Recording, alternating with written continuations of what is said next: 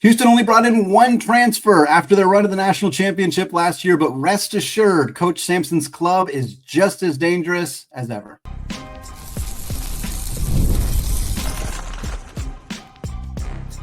You are Locked On College Basketball, part of the Locked On Podcast Network. Your team every day. What's up, folks? Welcome into the Locked On College Basketball Podcast, a daily national college hoop show, part of the Locked On Podcast Network, your team every day. I am your host for today, Andy Patton, joined by the great Parker Ainsworth of Locked On Coogs, and you are joining us at the place to get your college basketball content every single day. I want to remind you all that you can listen to the show ad-free on Amazon Music and give a special shout out to those everyday listeners and those of you hanging out with us in the Locked On College Basketball Discord community. Today's episode is brought to you by Monarch Money. Folks, take control of your finances using Monarch Money. Use code LOCKEDONCollege at monarchmoney.com and you'll get 50% off your first year.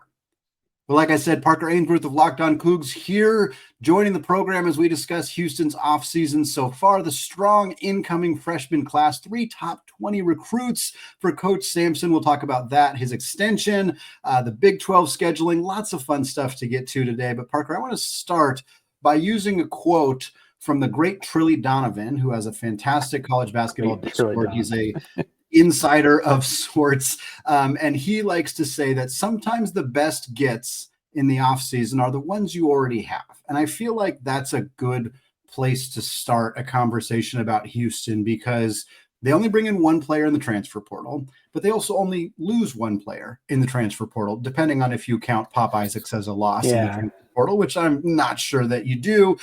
But while they've lost a lot of players to graduation, obviously it's difficult to lose an LJ Cryer and some of the guys in the front court. You bring back some really key pieces, including kind of what I think was the biggest story of Houston's offseason, which was Milos Uzan staying in the NBA draft process until towards the very end, but deciding ultimately, despite likely would have been a top 45, top 50 pick in this draft, Uzan decides to come back to school.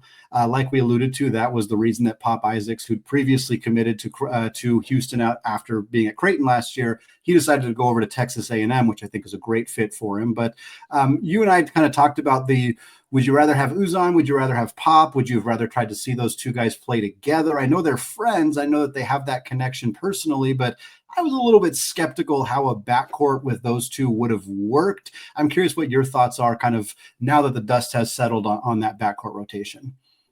Well, and I think that it's interesting because it really comes back to Sampson, right? Sampson is a old school guy in every way, but he was very earnest and honest. He's like, I'm not guaranteeing anything to anyone, period. And Pop Isaacs is kind of like, I need to show I can play point guard, and he needed to find somewhere where he knew he could do that. And with Uzan coming back, Kingston Flemings, some people have him down as a 5-star guard coming in. You also have other guards, Isiah Harwell and Emmanuel Sharp and Mercy Miller emerging. There's just this like log jam there, and it was, Isaac was a very natural fit to replace LJ Cryer, but I don't think for his long-term success that's what he wanted to do. I don't think anyone at Houston wishes him ill or anything. I think it was just a simple, looking around the room and saying, I think what's best for me is to move elsewhere. It's weird to call him a transfer, though. Like you said, he was at Houston for all of about 6 or 8 weeks. It wasn't like he was around very long. Yeah, and I think, it was just kind of a wonky situation. I don't blame Pop for moving on, especially, who knows what conversations were happening. The quickness with which he ended up at Texas A&M certainly makes it seem like he maybe had some conversations there ahead of time, but Bucky McMillan runs a system that I think is going to be very advantageous for Pop, and I do think he'll get to play more of that kind of true point guard role. So I think it works out for Pop, and I think you're right, but gosh, getting Uzan back and Sharp, I mean, I think so much of the attention during the season last year, kind of when you looked ahead, was like, oh, they got these 2 incoming freshmen coming in Flemings and Harwell, and they're going to be kind of the next great Houston backcourt. And I think that ultimately they probably will be. But for this upcoming season, I got to imagine that Uzan and Sharp are your starters at the 1 and the 2, and kind of create a situation where you have this incredible depth of high-profile, high-end young talent, but maybe they're not necessarily getting onto the floor right away. Is that what you think? Like, I think these two guys guys are going to play for sure. And I think we want to get into it a little bit more with the freshmen in particular. But looking at this backcourt, what do you think about kind of running it back with Uzan and Sharp? Obviously, you lose Cryer, and that's a huge loss.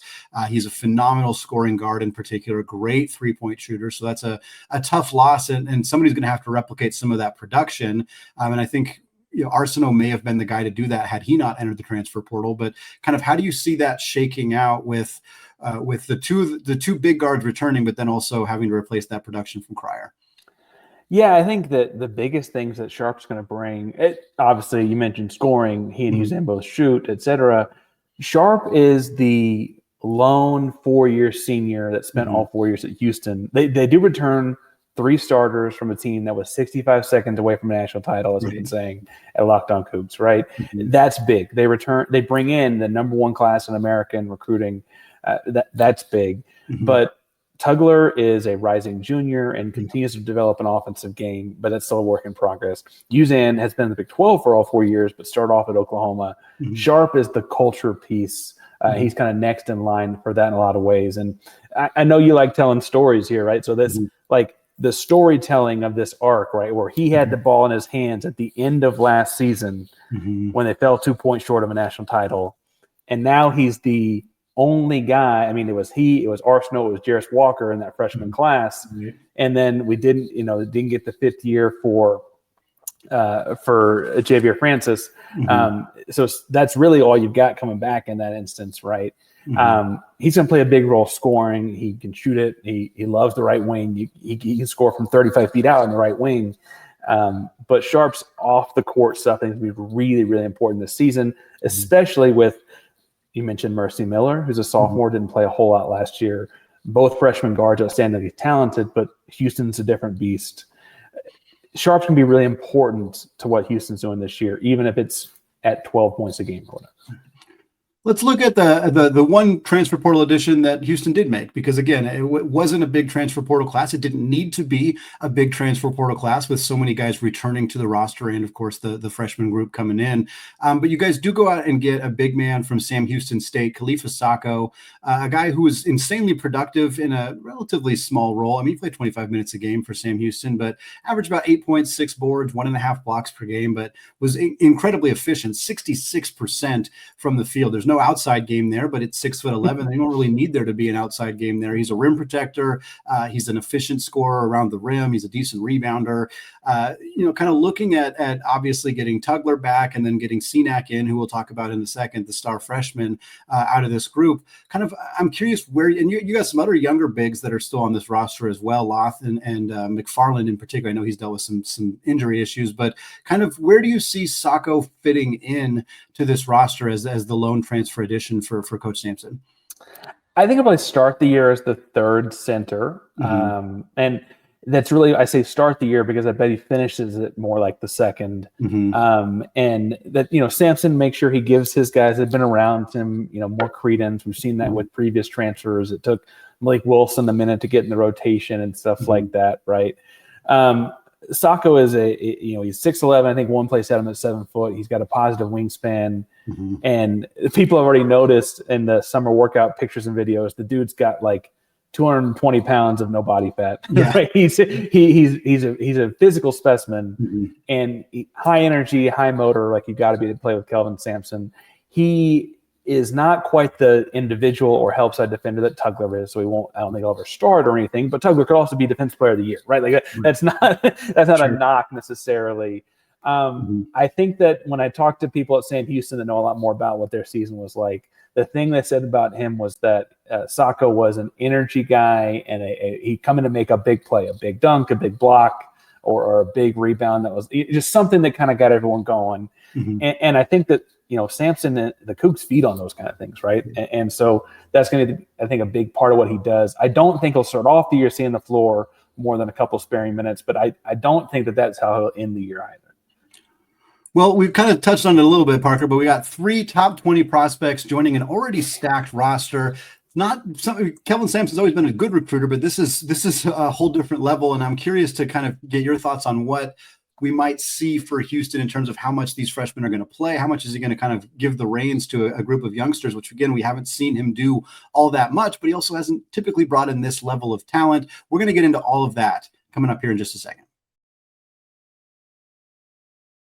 But first, folks, you ever check out your bank account and wonder, where did all my money go? Because between dining out and online shopping and general entertainment costs, it's just easy to lose track. And that's where Monarch Money comes in, your personal CFO, giving you full visibility and control over your finances. And Monarch Money isn't just a budgeting app, it is a complete financial command center. You can track all your accounts, investments, and spending in one place, so you stop just managing your money and you start building wealth.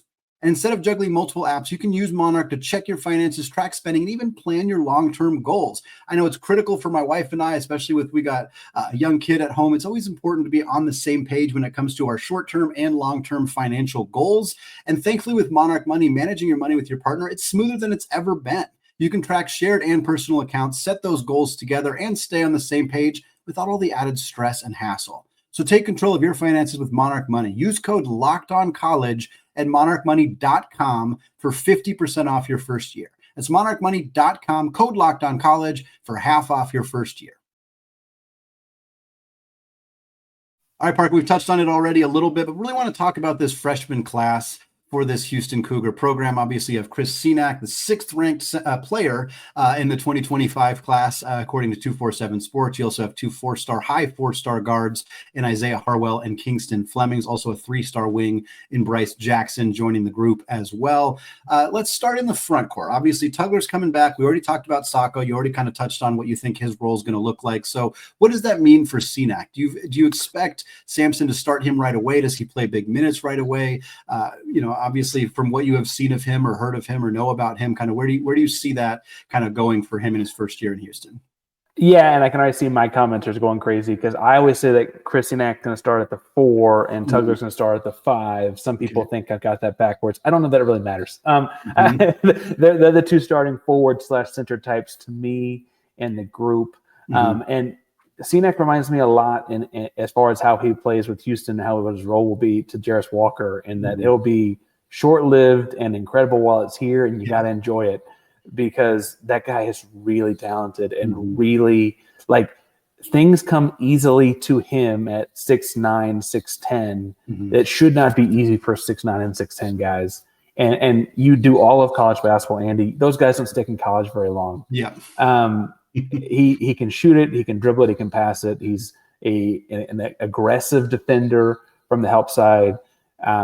Really, really impressive athlete. I think he starts. I think what's interesting is behind him, he is a freshman. You have double redshirt Jacob McFarland, I presume, will be the backup 4. McFarland redshirted his freshman year, was really skinny, needed to get in the weight program, gained about 20 pounds, then had a massive leg injury. It was in one of those super secret exhibition scrimmage things or whatever, right? Before last season.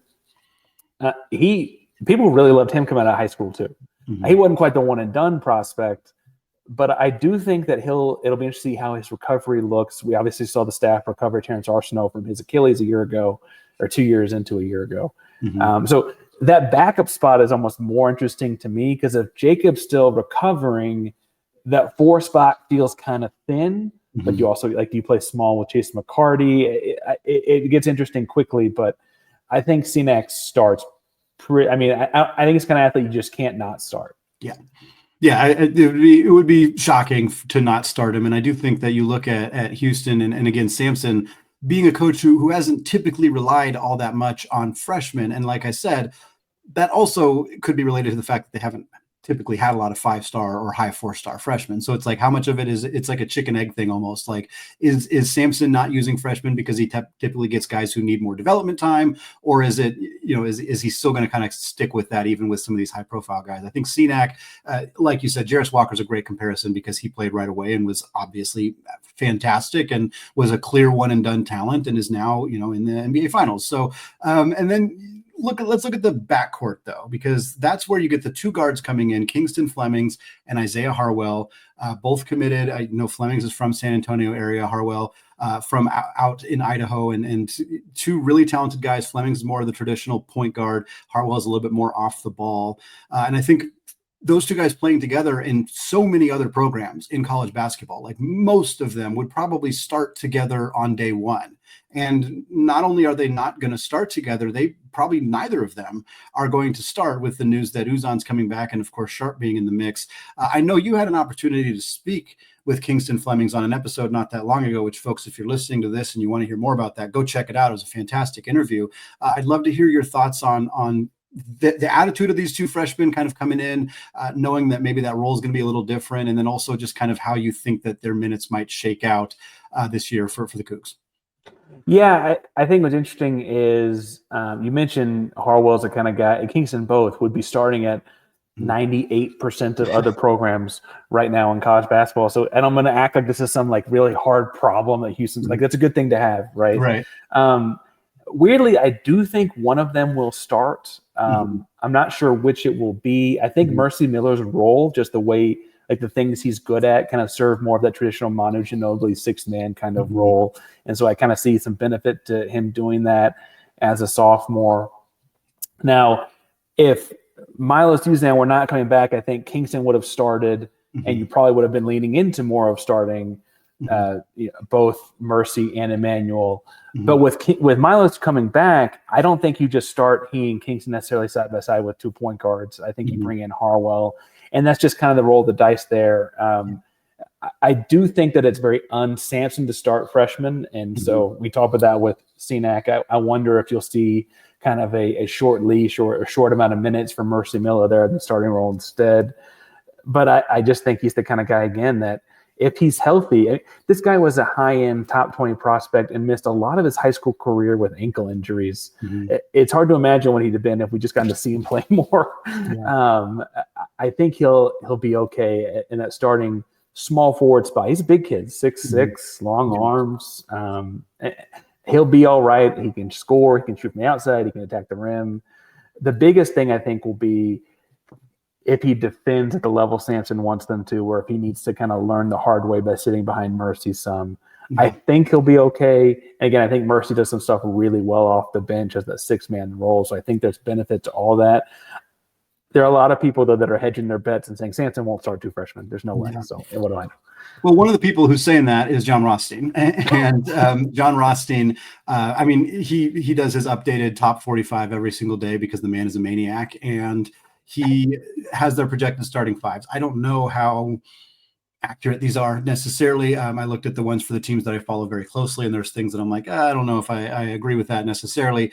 This is not a criticism. I would not want to try to do a projected starting five for all 45 teams in June. So hats off to him for that. But he has a starting five of Cenac and Tugler in the front court, which I think is fairly established. We talked about that. I think that makes sense. And then Uzan and Sharp, I think, again, 4 of the 5 starting spots feel to me like they're pretty well established. There's really no chance that Tugler, Sharp, and Uzan don't start. Cenac is just overwhelmingly talented enough to, I think you have to start him, like you said. So it's kind of that last spot.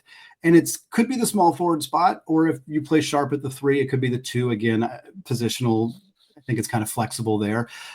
He has the starting 3 for this team is Ramon Walker, who did not play much and hasn't really played much for the last couple of years. That seemed a little odd to me. You mentioned Harwell. That makes sense to me. I think he's big enough to play. He could play the 3. Certainly, I think Sharp could play the 3. I assume Sharp kind of was the 3 last year with Cryer kind of being the other guard. So to me, it seems like Harwell makes sense. Maybe Miller, but I think I totally hear your point about him coming off the bench.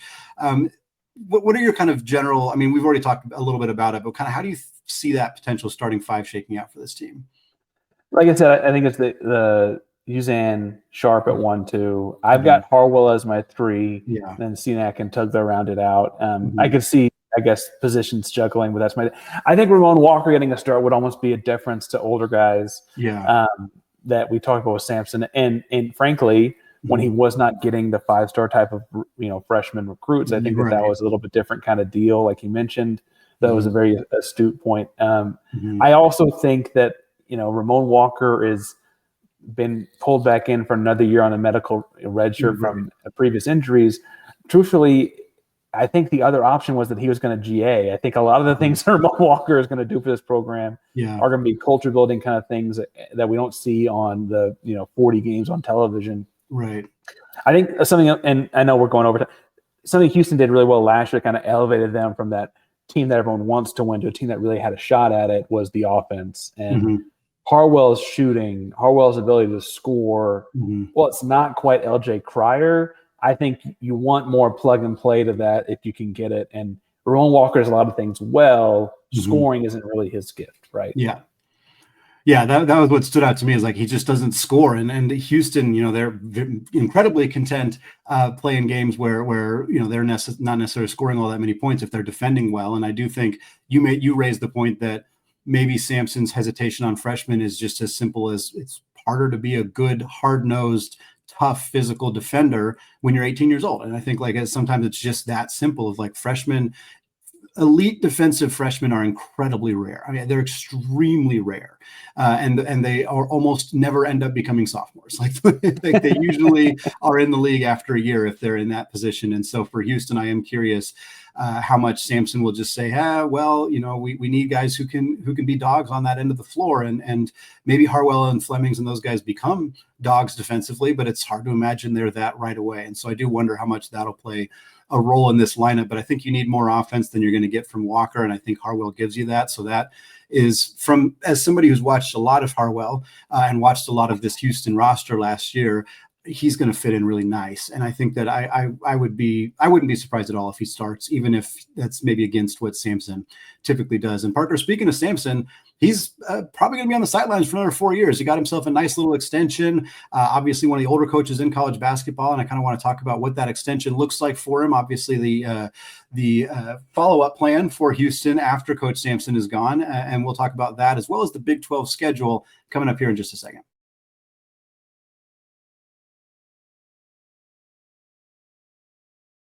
All right, Parker, a couple more things we want to talk about here with this Houston club. We've obviously mentioned Sampson a handful of times after last season, where they were, as you said, 65 seconds away from their first ever national championship. Coach Sampson gets himself an extension this year. One of the older coaches in college basketball, 4-year deal through the 28-29 season. You got to feel good about that. I know there's a succession plan in place. I know that the last name is not going to change for the coaching staff anyway when that succession plan goes into effect. But I have to imagine Houston fans and players and everybody were pretty darn pumped to see Sampson get locked down through 2029, just especially after the success of last year. Yeah, and I think people are mostly just encouraged that he plans on being around longer. I think everyone kind of wonders, when does he hang it up? And full disclosure, Andy, I don't talk to Kelvin personally or anything like that, but if they'd have won it all in April and he'd hung it up right then and there, I don't think anyone would blame him. He's had a Hall of Fame career at multiple Power 4 institutions, rebuilt a couple of programs along the way. He's rebuilt his own career along the way, right? I think that people hearing, though, that he wants to be around for a little bit longer will be important. But you, I think, hit the nail on the head with one of the bigger things of that extension is there's verbiage in it about the succession plan being spelled out a little bit more bluntly. And if Kelvin takes more of a advisor role and lets Kellen take over, it describes how that payout would work and things like that. It's very clearly laid out.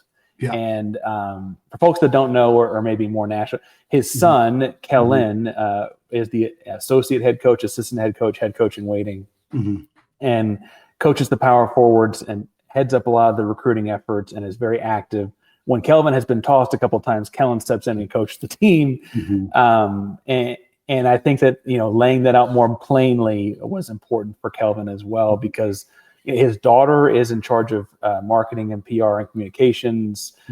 It's a family affair. It's the family business, and it's kind of wholesome in the way that works. But he wanted to make sure that was all laid out as it's supposed to be.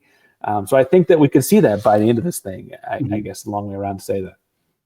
Yeah, it's we've kind of seen this happen a little bit more often in the college ranks, where coaches are part of their extensions or part of their contracts are dictating coaches in waiting.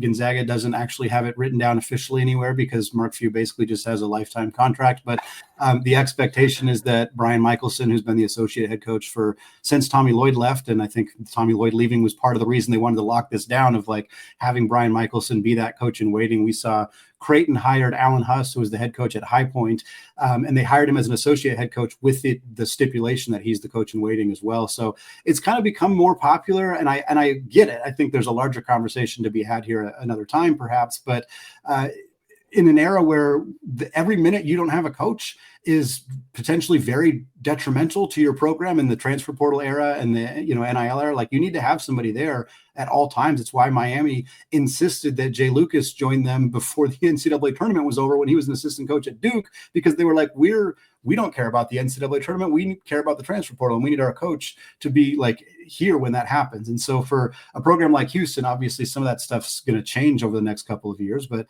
you want to know who your guy's going to be, and you don't want future recruits to kind of get cold feet when Sampson retires. And with Kellen there, ideally that doesn't happen, or it happens a lot less. And I think that makes a ton of sense for Houston. It makes a ton of sense for some of these other programs that are doing that, to kind of just lock that down as much as possible so that you don't have that dip or that kind of scary, like, what's going to happen in the post-Sampson era. Like, there's not even a post-Sampson era right now. It's just a different Sampson taking over after Kelvin ends up calling it quits. So I think this is a great move for Houston. And Parker, I want to move on to our last topic here before we get you on with your day. But Big 12 schedule came out, and Isaac and I talked about it a few days ago on the show. We kind of compared the conference schedules for all these teams. And I say the schedule came out. The dates of the games are not finalized, the times, things like that. But we know the matrix is out. We know which teams they're going to play. And the Big 12, and I don't know if you've made this joke on your show, Parker, but I've made it a few times on here, because the Big 12 dropped from 20 games back to 18 games,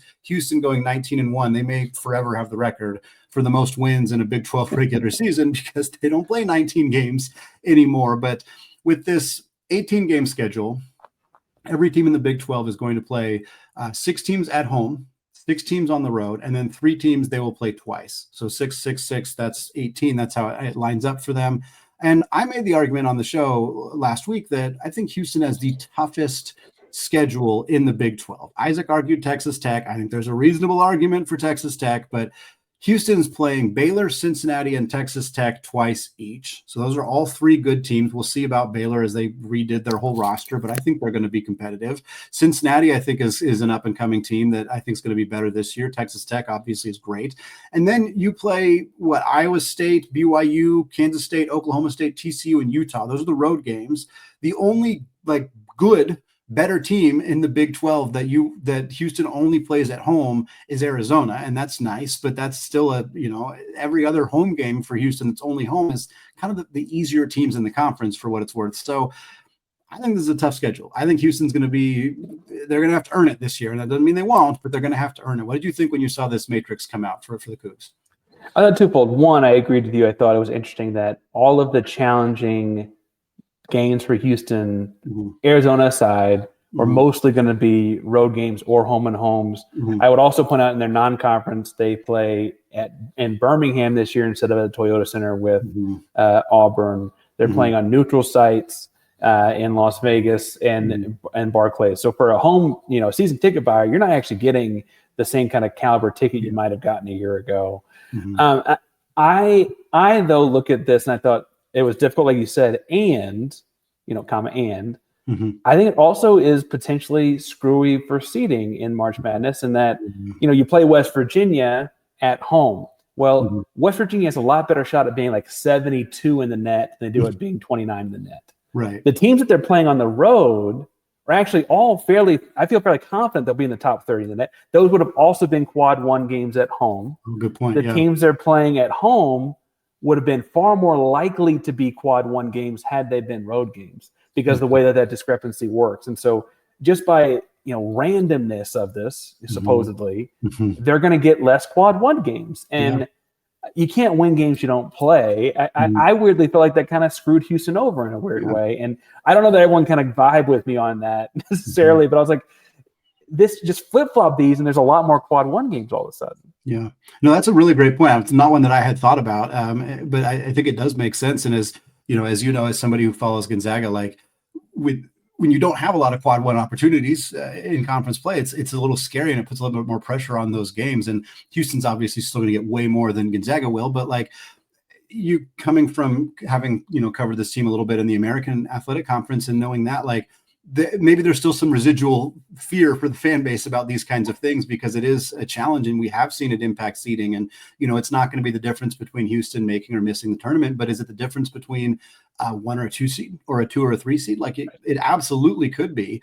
So I think that's a great point. And I think that's something that, it's difficult for the schedule makers can't plan all of that necessarily. And I think that this schedule is still sets up Houston to be fine if they take care of business and do what they need to do. But yeah, there are a lot of teams that they would have probably beaten on the road for a quad one game that they won't get the opportunity to do. And you said it well, you can't win the games you don't play, and Houston probably would have won them, and they don't get the chance to do that. And that is a challenge for them. Just, the randomness of the schedule, that's the random side of it this year, and maybe it flips the next year, but that's the way it is right now. So. Yep.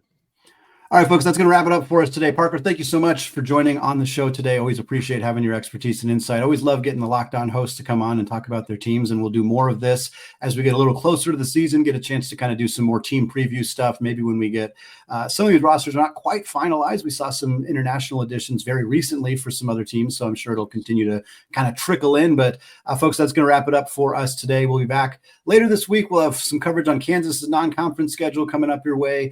We got some NBA draft stuff coming up as well, as we're getting closer and closer to that. And then we'll get starting into those conference and team previews starting sometime in July or early August at least. Thanks again, folks. Have a fantastic rest of your day. As always, we want to say apologies to the Lawyer family. Let's go Wild Popes. Cheers to the McBruins.